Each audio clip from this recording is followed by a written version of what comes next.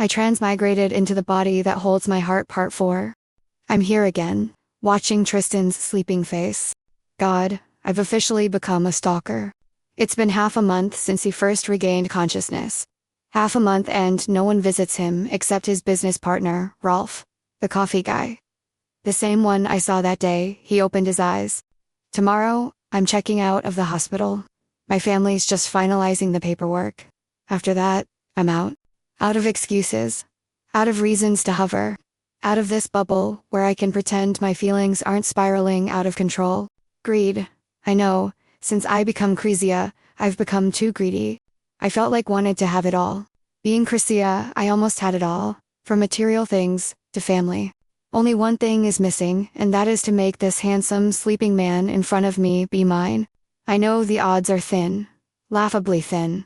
A marriage proposal from the Zanes to a Xavier is already absurd. That he'd actually say yes. Even more so.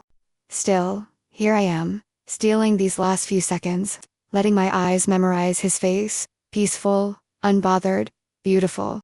I've gone completely delusional. This new bravery, it's dangerous.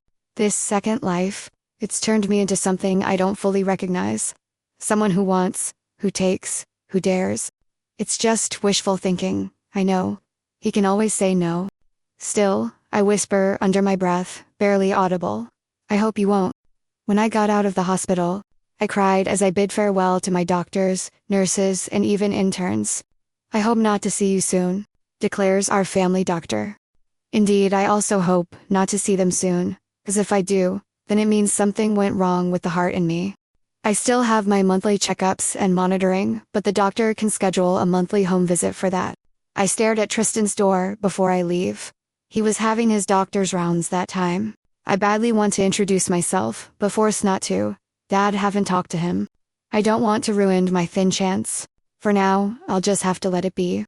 Take care of him for me. I told the nurses. They all give me an assurance grin and nodded teasingly to me. A grand party awaited me at our ancestral home. And when I say grand, I mean absurdly extravagant. Not just a mansion like the one I used to live in. This was a full-blown luxury estate. A resort dressed as a palace, straight out of a drama series. One colossal main mansion, surrounded by several others, each owned by a member of the family. Apparently, having a personal 8-bedroom mansion was just normal. As if I could sleep alone in a house that massive. Hansel had won the twins too. Even Aunt Lou, a single mom, had her own mini palace.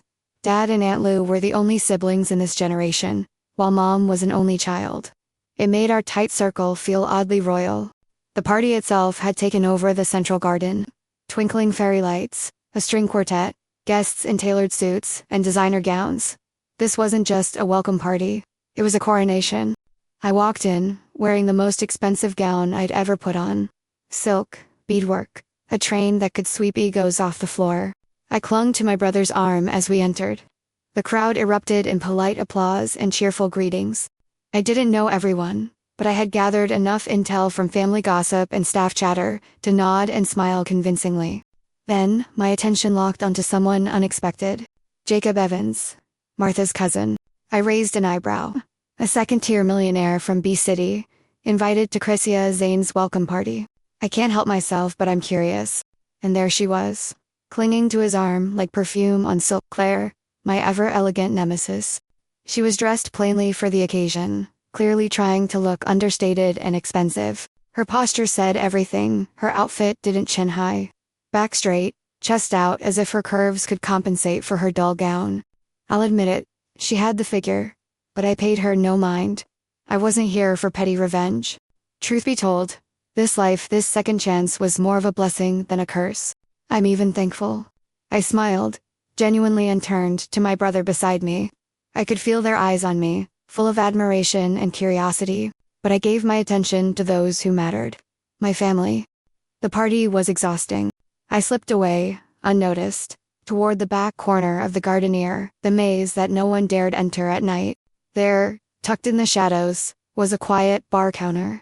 Elegant, intimate, like a secret escape waiting to be found. Whoever organized this event deserved a standing ovation. Ms. Zane, a voice cold, familiar, and sharp enough to slice through silk, called out behind me. If he hadn't used Crezia's name, I would have thought he was calling out to me. I turned slowly.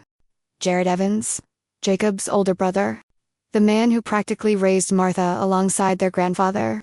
His face was more worn than I remembered, shadowed by sleepless nights and a storm of unspoken grief.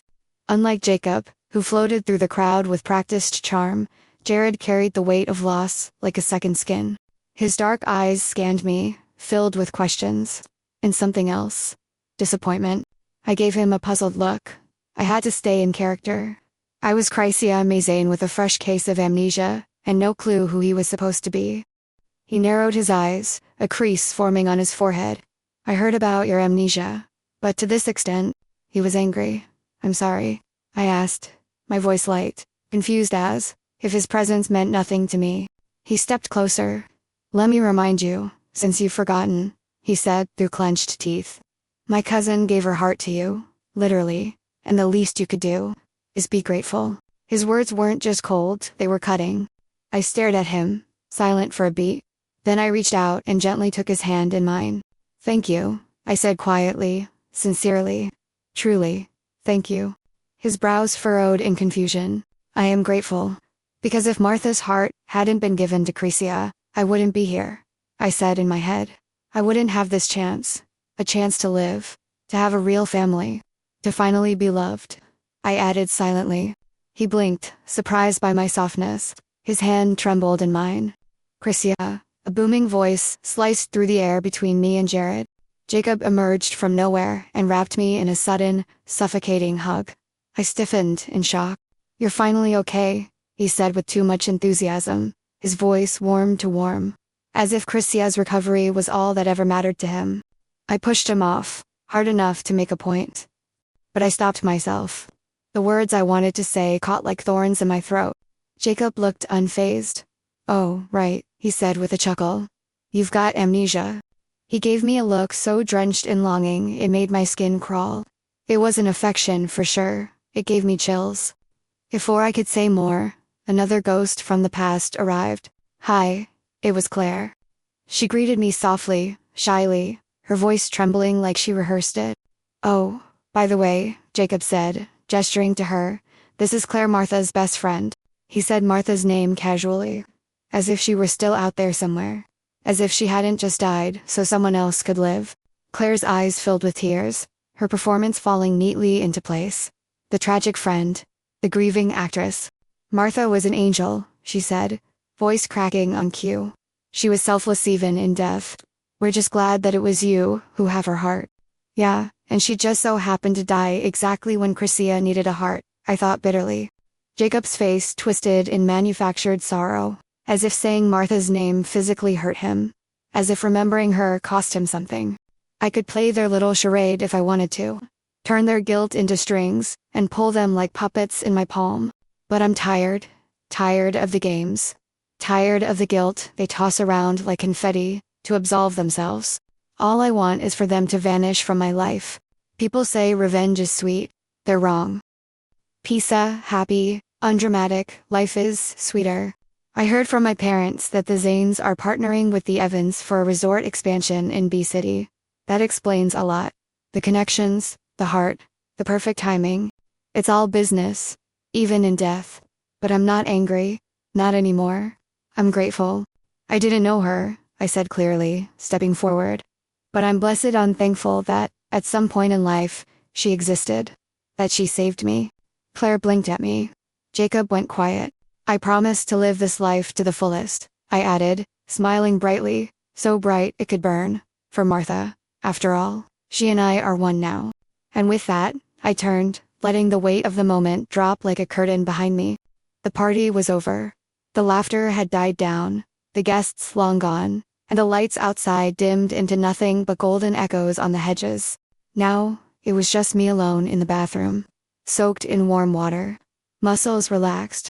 Scented candles flickered around the tub like gentle little stars.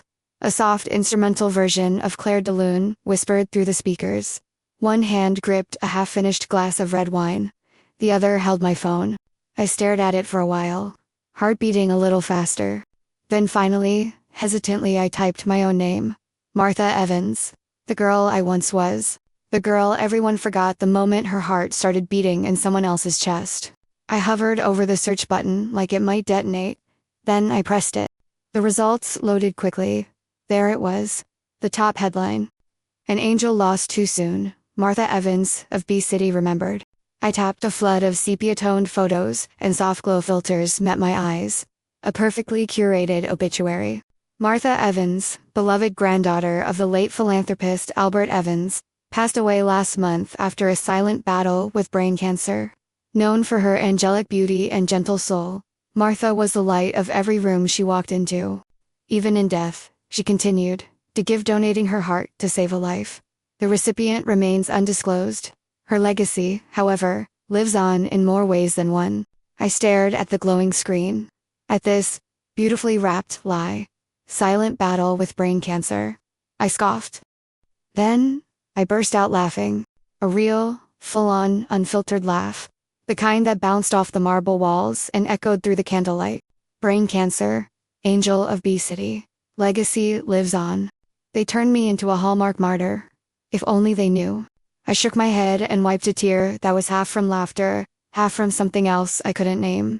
The bathwater had gone lukewarm, but her heart kept beating. I looked at my reflection on the black screen.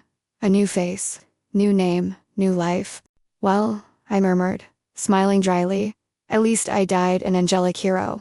And I toasted to my own obituary. Because why not? The world needed a saint. And Martha Evans, like always, delivered.